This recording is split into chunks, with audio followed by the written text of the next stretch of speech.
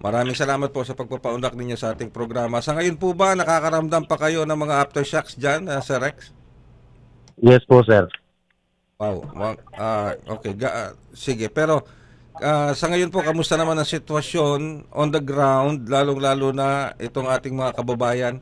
At ika nga, kung ilan na po yung naitala natin, just to confirm kung meron na po naitala talagang mga nasawi dahil ang impormasyon po nakakarating sa amin dito, 27 na. Ah, to be exact, sir, naghintay pa po rin kami sa record ng galing sa data sa Cebu Provincial Hospital. Mhm. Kasi meron pa kasi mga areas na hindi pa nare-recover. So nag-retrieval operation pa po kami. May dalawang barangay na at barangay ang nag-operation pa po. So Yes sa po. ngayon po, ano bang hardest hit area na Sir Rex?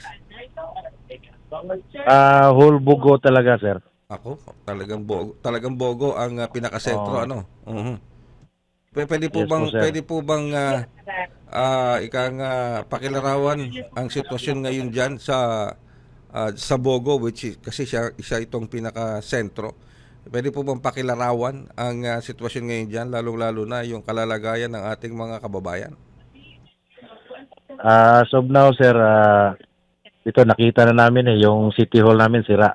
Ako. Then nasa labas po kami ng City Hall. Tapos mga establishment po at saka may mga housing project na nag-collapse po.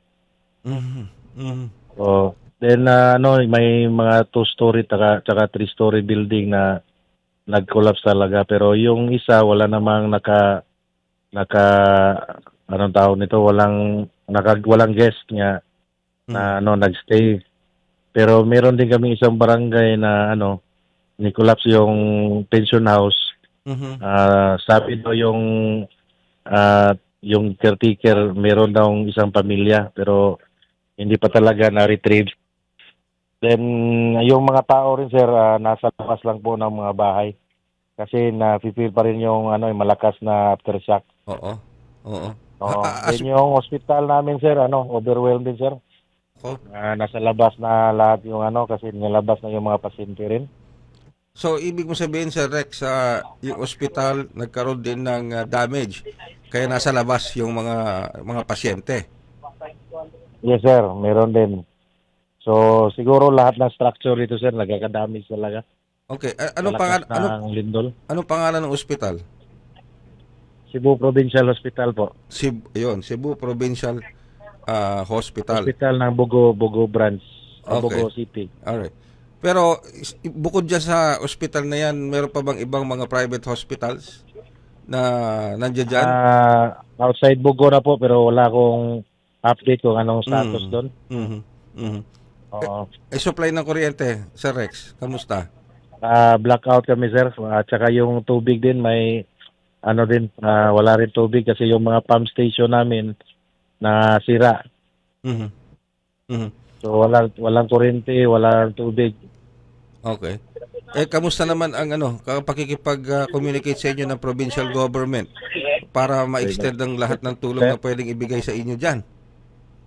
ano po yun, sir? Yung provincial government, nakikipag-coordinate naman sa inyo para sa anumang assistance Yes na po. pwede na ibigay. Actually, may advance party na po sila dito. And then, nandito na rin si Gob nag-check sa hospital namin. Mhm. Then yung DRRM operation nila, sumama na rin sa operation sa mga areas ng barangay po.